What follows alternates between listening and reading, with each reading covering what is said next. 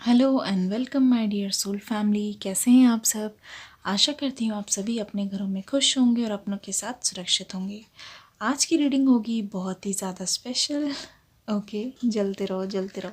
आज की रीडिंग होगी बहुत ही ज़्यादा स्पेशल क्योंकि आज की रीडिंग में हम देखने की कोशिश करेंगे इस समय आपके पर्सन की करंट फीलिंग्स क्या है। जानने की कोशिश करेंगे कि इस समय आपके पर्सन क्या सोच रहे हैं और उनके मन में क्या चल रहा है। ओके, क्या कर रहे हैं आपके पर्सन, क्या सोच रहे हैं?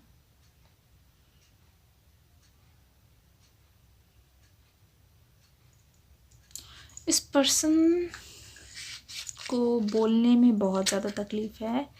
ये पर्सन चाहते नहीं हैं कि आप इनके बारे में कुछ भी चीज़ जानें, क्योंकि ये सिर्फ आपको वही चीज़ बताना चाहते हैं जो वो एक्चुअल में आपको बताना चाहते हैं।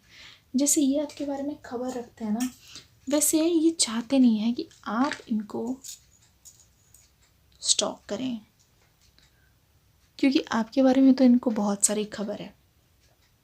ठीक है, देखते हैं। स्टॉकिंग बहुत चल रही है।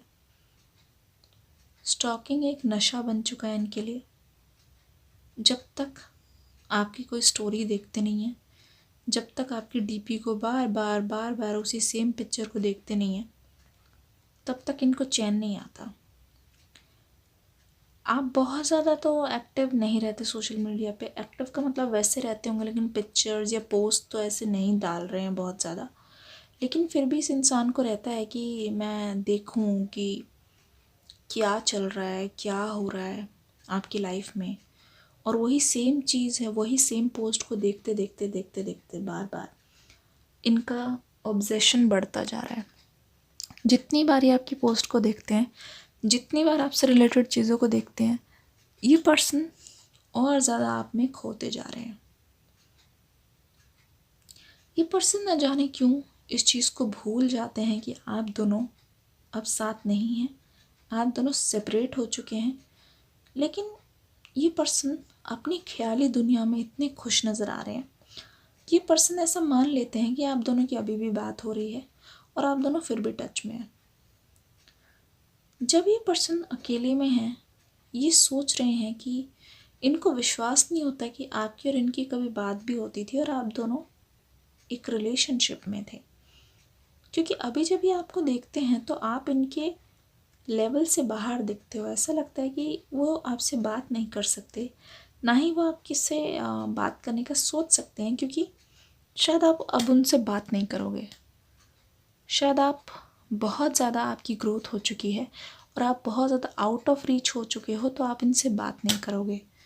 ओ माय गॉड, बिल्कुल भी कॉन्फिडेंस नहीं है जब आपकी बात आती है। तो मुझे ऐसा लग रहा है कि आपके पर्सन खुद पर बहुत ज़्यादा डाउट करते हैं, और स्पेशली जब से ये आपको छोड़ के गए हैं, और ये यही छोड़ के गए हैं, मुझे साफ पता है, लग रहा है यहाँ पे, क्योंकि ये बहुत ही ज़्यादा लो ऑन कॉन्फिडेंस रख रहे हैं।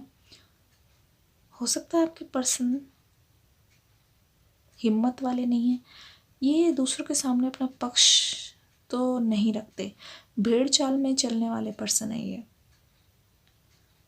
ये नहीं कि अपने ओपिनियंस को स्ट्रांगली रखना है कहीं पे, या फिर अपनी बात को रखना है बहुत मजबूती के साथ। ऐसा तो मुझे नहीं नज़र आ रहा है। देख लीजिए ध्यान से,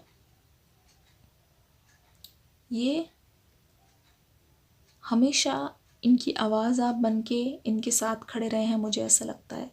लेकिन जब से आप गए हैं, ये पर्सन बिल्कुल अलोन हो गए हैं, अकेले हो गए हैं, मायूस से हो गए हैं। इनकी रियल फीलिंग्स को समझने वाला कोई भी नहीं है इनके साथ, जो इनकी बातों को समझकर उनको अच्छी सी या सही सी एडवाइस दे पाए। ऐसा लग रहा है, ये मुझे लगता नहीं है, ये हो सकता है अपने घर पे इकलौते हों, लेकिन ये अपने पेरेंट्स से इतने क्लोज नहीं है।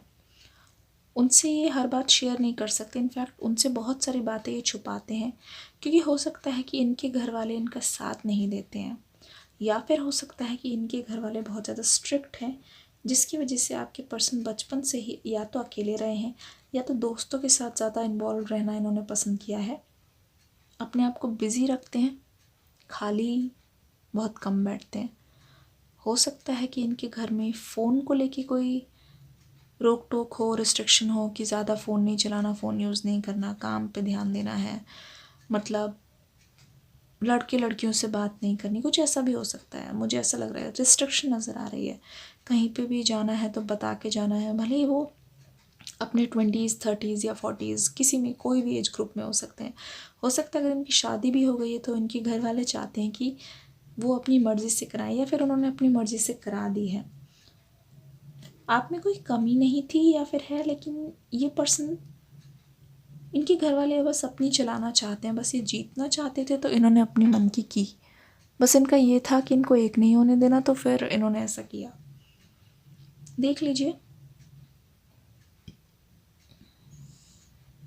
इस सेपरेशन के बाद आपको बहुत ज़्यादा सेल्फ डाउट हो गया था और आपको दूसरों पे ट्रस्ट करने में भी बहुत दिक्कत हुई। आपको किसी पे भी ट्रस्ट नहीं होता इजीली, क्योंकि जितना धोखा आपने इस पर्सन से, जितना बड़ा धोखा खाया है, आपको ऐसा लगता है कि पूरी दुनिया ही ऐसी है, हर कोई मुझे धोखा दे के चला जाएगा, या फिर मैं किसी के ट्रस्ट के लायक नहीं हूँ। क्योंकि जितना आपने इस पर्सन पे लुटाया है, उतना अगर आपने किसी और पे लुटाया होता तो शायद आज कुछ और ही बात होती। लेकिन इनका अचानक से आपको धोखा दे के चले जाना आपके लिए बहुत बड़ा शौक था। वो शौक आज भी आप सोचते हैं तो ऐसा लगता है वो ज़ख्म बिल्कुल ताज़े हो जाते हैं। ये पर्सन, मुझे ऐसे क्यों लग रहा है कि आने वाले रोज़ डे कुछ होने वाला है। रोज़ डे पे हो सकता है ये पर्सन अपनी फीलिंग्स का कन्फेशन करे, या फिर आपको रोज़ देने आ सकते हैं ये पर्सन, क्योंकि इनके मन में तो यही चीज़ चल रही है कि एटलीस्ट मुझे कोई ना कोई तो चीज़ करनी चाहिए, कोई कोई कदम तो आगे बढ़ाना चाहिए। आप में से बहुत सारे लोगों को रोज़ पसंद हो सकता है और ये बात आपके पर्सन को पता है, या नहीं भी पता तो भी आपके पर्सन सोच रहे हैं कि क्यों ना रोज़ डे की एक नई शुरुआत की जाए, रोज़ डे पे कुछ अलग सा किया जाए या बात करने की कोशिश किया जाए।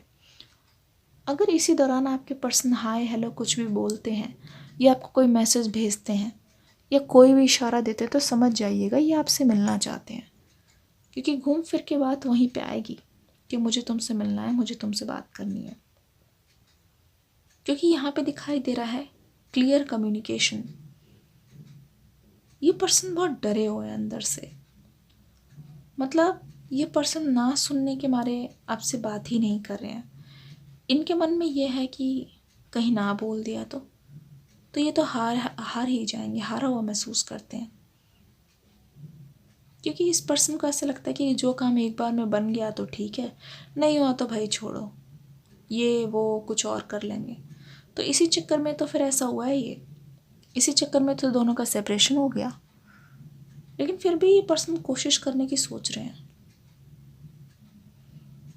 रोज़ डे पे हो सकता है कि आपके पर्सन आपको कोई मैसेज कर दे, या ऐसे ही विश कर दे हैप्पी रोज़ डे, क्योंकि इनके मन में आपको विश करने की इच्छा तो है और ये चाहते हैं कि ये इसी बात का इंतज़ार कर रहे थे, इसी मौके का, कि वैसे तो ये सीधे मुंह आपसे बात नहीं कर सकते, इनके मन में इतना डर भरा हुआ है। ये इसीलिए चाह रहे हैं कि किसी बहाने से कि लगे कि हाँ नेचुरल है, कोई बात थी या कोई त्योहार था या कुछ फेस्टिवल था तो इसी मारे विश कर दिया, तो रोज़ जैसे अच्छा बेहतर मौका इनके लिए कोई नहीं हो सकता। इसीलिए इनके मन में है कि चलो इसी बहाने बात शुरू की जाए। हो सकता है आपको किसी अननोन नंबर से मैसेज करें, इन्होंने मैसेज नंबर चेंज कर दिया हो, तो आपको एकदम से हैरानी हो कि आज कैसे मुझे याद कर लिया तुमने, है ना, ऐसा भी हो सकता है। देख लीजिए किस कदर आपके पर्सन बहुत ही ज़्यादा ठान के बैठे हुए हैं कि नहीं मुझे बात कर लेनी है। कॉल पे तो हो सकता है नहीं, बट हो सकता है मैसेज में, हो सकता है व्हाट्सएप पे, हो सकता है कि डायरेक्ट ही आपको फ़ोन के इनबॉक्स में मैसेज कर दें। अगर आपने इनको व्हाट्सएप पे ब्लॉक किया हुआ है तो डिस्क्रिप्शन बॉक्स में न्यू रीडिंग आ गई है, जल्दी से जाके देख लीजिए, आप में से कोई भी उसको मिस ना करे। बहुत सारा प्यार दे के जाइए इस वीडियो को। ये रीडिंग कैसी लगी मुझे बताइएगा ज़रूर कमेंट सेक्शन में। मैं आपको सभी को बोल रही हूँ हैप्पी रोज़ डे। आपके कमेंट्स पढ़ना मुझे बहुत ज़्यादा पसंद है। मैं हर दिन कोशिश करती हूँ ज़्यादा से ज़्यादा कमेंट्स पढूं और टाइम निकाल के आपके कमेंट्स को लाइक भी करती हूँ। मुझे आपके कमेंट्स में प्यार बहुत ज़्यादा मिलता है, तो उसके लिए बहुत ज़्यादा तहे दिल से मैं शुक्रिया अदा करना चाहती हूँ। ऐसे ही प्यार देते रहिए, इस चैनल का, मेरी सोल फैमिली का पार्ट बने रहिए। ज़्यादा से ज़्यादा लोग मेरे से जुड़ें, मेरी रीडिंग्स को देखें और आपको गाइडेंस मिले इसी उम्मीद के साथ मैं आशा करती हूँ ये रीडिंग आपको पसंद आई होगी। अगर हाँ तो लाइक करके अपना प्यार देके ज़रूर जाइएगा। हम मिलेंगे नेक्स्ट वीडियो में एक बहुत ज़्यादा इंटरेस्टिंग रीडिंग के साथ। तब तक के लिए यही बोलना चाहूँगी, God bless you my soul family, love you all and wishing you a very happy Valentine's Day. Thank you so much and bye bye.